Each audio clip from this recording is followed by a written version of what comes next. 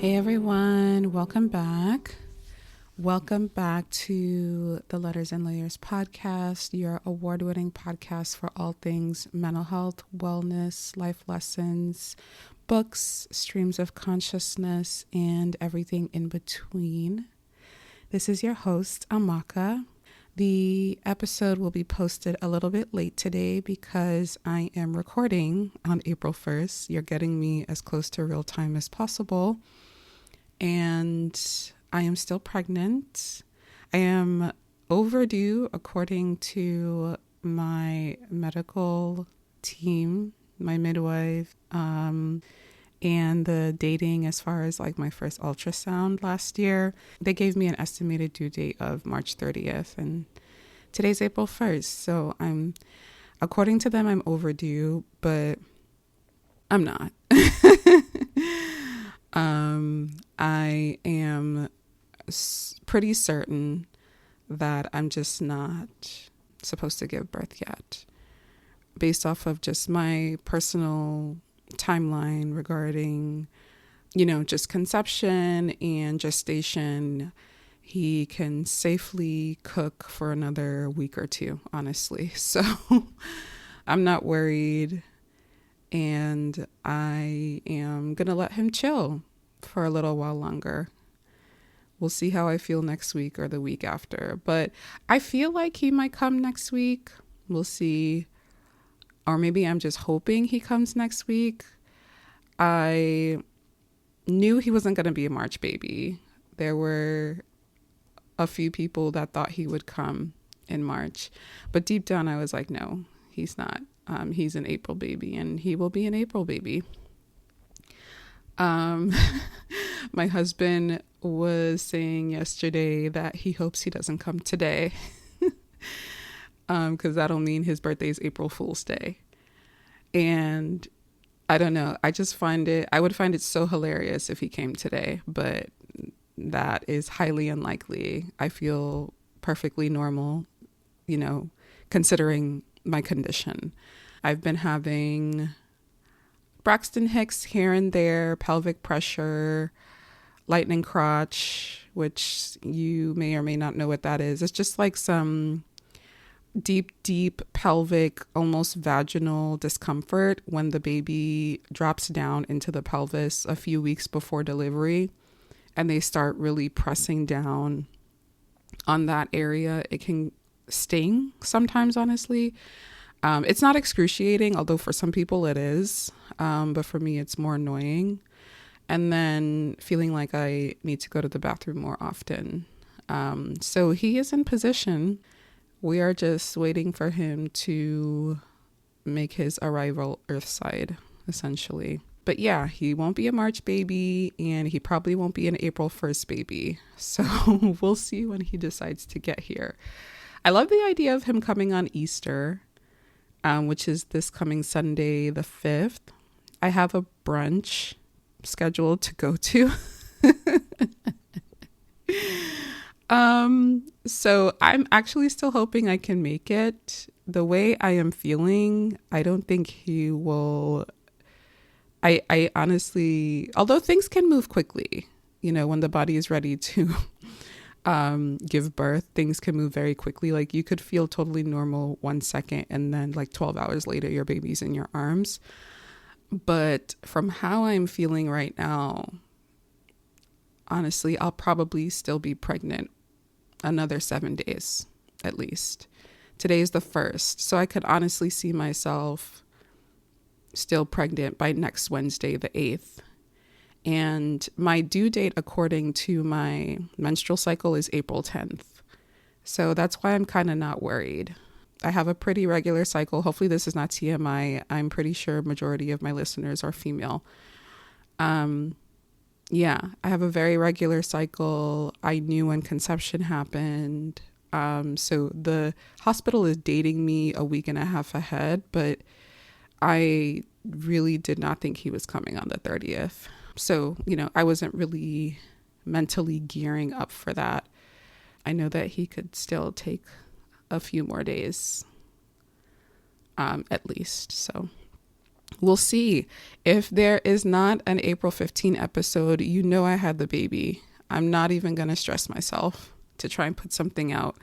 And I hope you guys understand. But I could see myself putting out, if not a whole episode, like a quick update for the May 1st episode.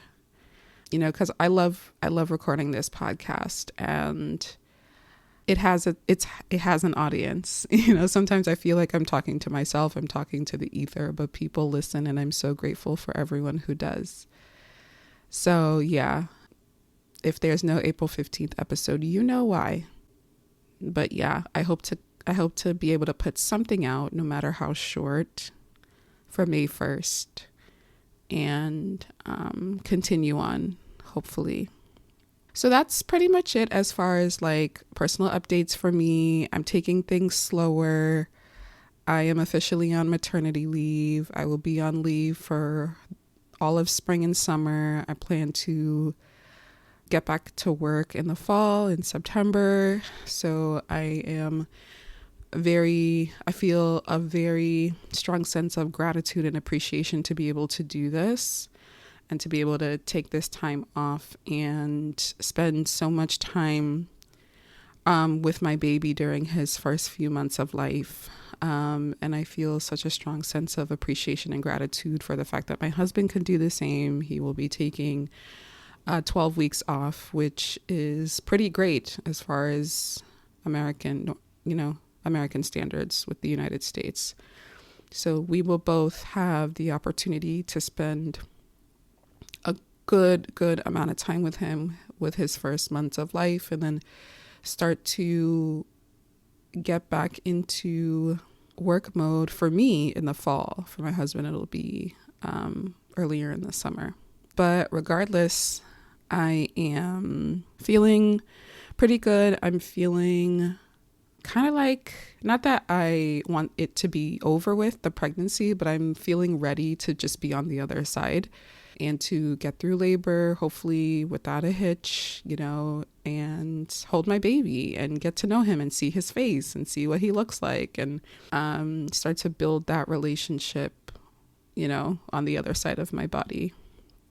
So that's pretty much it as far as personal update. Honestly, I didn't really have anything set to talk about today.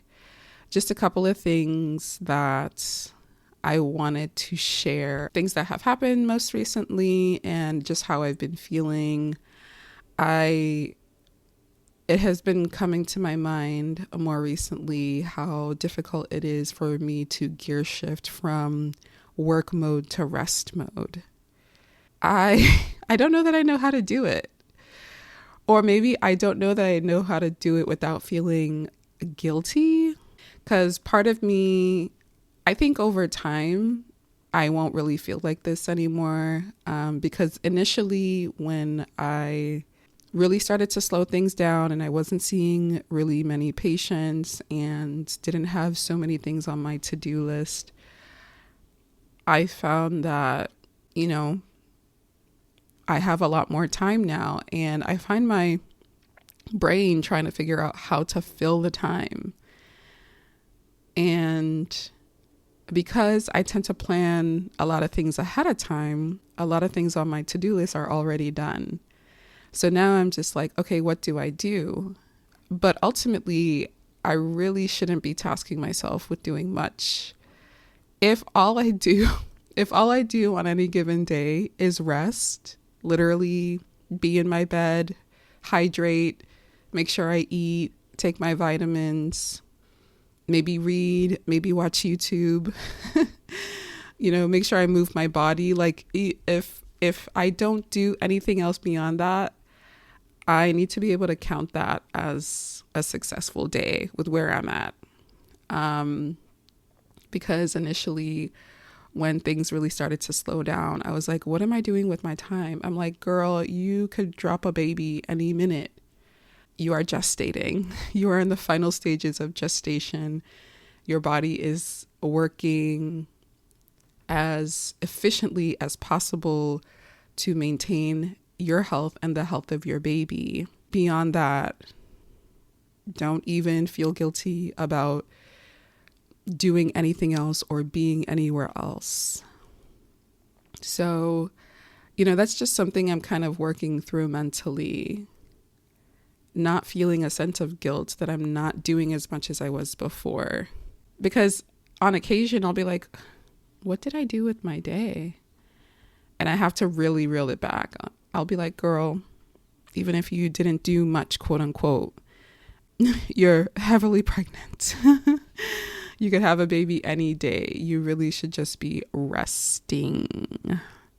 And I don't know that I have ever done anything like this in my life, in my adult life, honestly. I think the closest that this comes to is like summer vacation during elementary and high school and college, like those longer breaks. The longest break I've taken as an adult with full-time work is maybe 3 weeks, but I think it's closer to 2. Oh, no. That's not true. The longest break I've taken in my adult life with full-time work is a month. And that was in 2022 when I was transitioning from my first nurse practitioner job in the city to the private practice. I left that first job end of June and I started the next job in August. And so I was like, oh, July is my birth month. I might as well take the whole month off. So that's the last time I did something like this. But a month is not 5 months, So yeah, it's a mindset shift, especially as Black women. I still struggle with feeling a sense of self-value in my level of productivity and output. And it's definitely a mental battle to not feel like I am doing anything of less value because there's not something physically tangible that is coming out of whatever I'm doing in the moment. I know it's a struggle for us particularly. But that's probably, that might be just one of the lessons I'm meant to learn right now with the season of life that I'm in and the season of life that I am entering. There's going to be a different set of expectations as I become a mother. And that is a whole other journey where I will grow and stretch and learn things about myself that I wasn't aware of. So I will be sure I'm sure I'm going to share whatever I'm feeling on the podcast, because this is definitely an outlet for me. But yeah, I just wanted to kind of make a note of that. It's so hard to allow yourself to rest freely, unabashedly, without guilt, without reservation. Because there were moments where I was like, this feels a little bit too indulgent.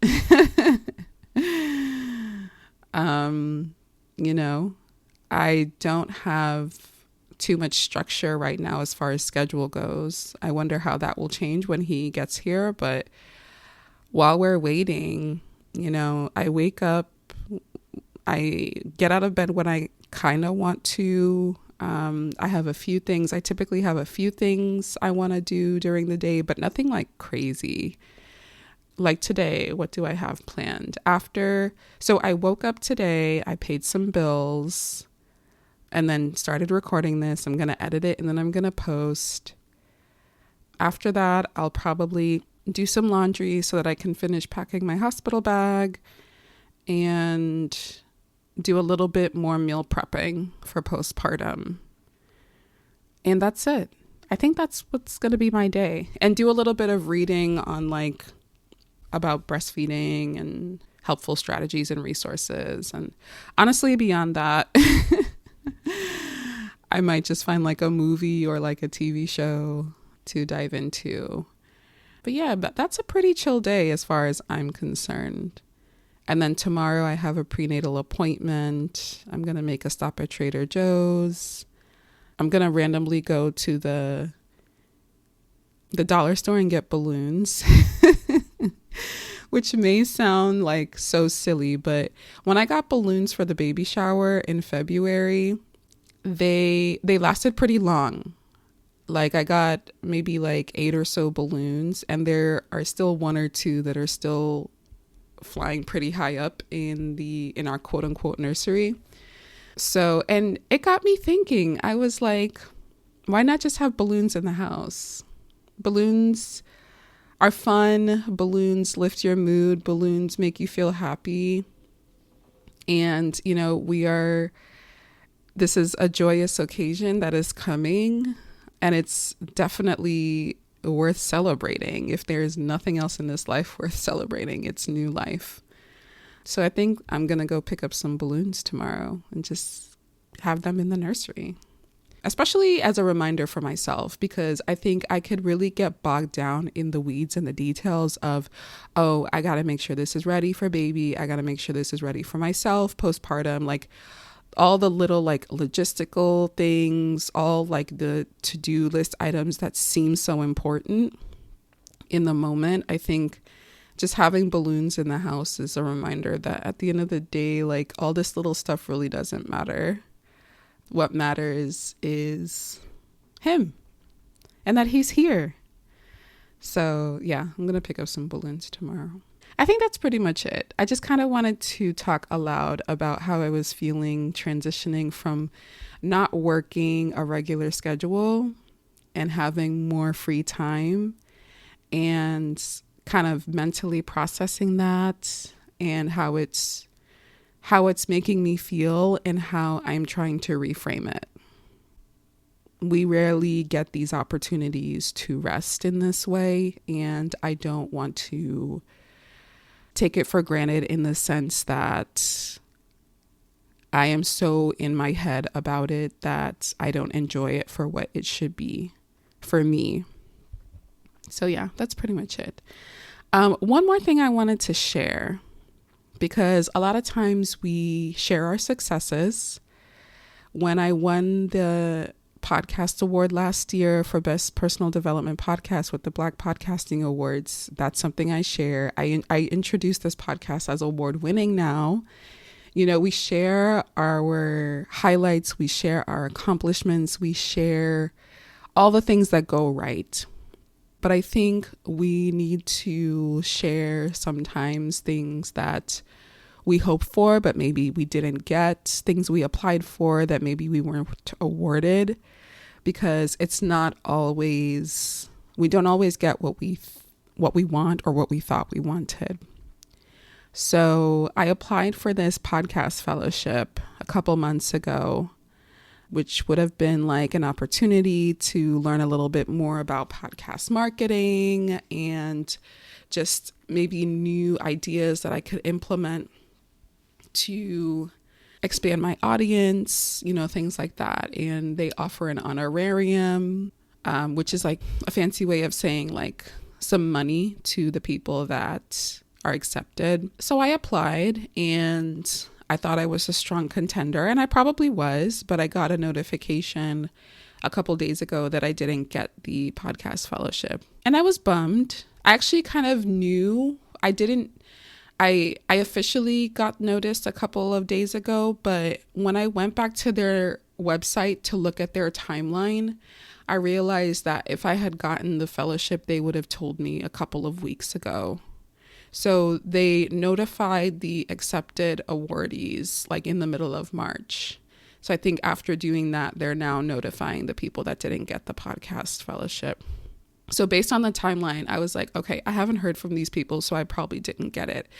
And when I realized that, I was kind of bummed. But I was like, you know what?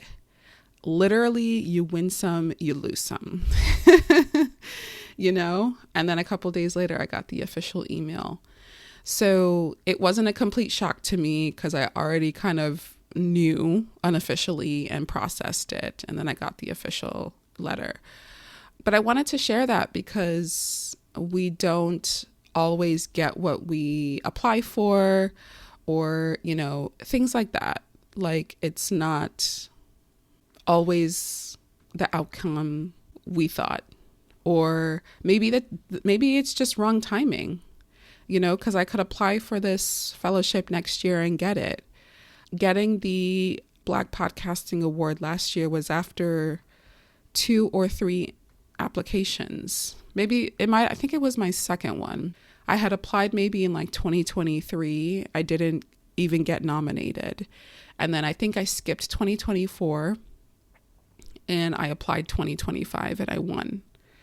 So one thing I've learned, honestly, just with trying to build your own thing over time, it's not something usually that hits overnight.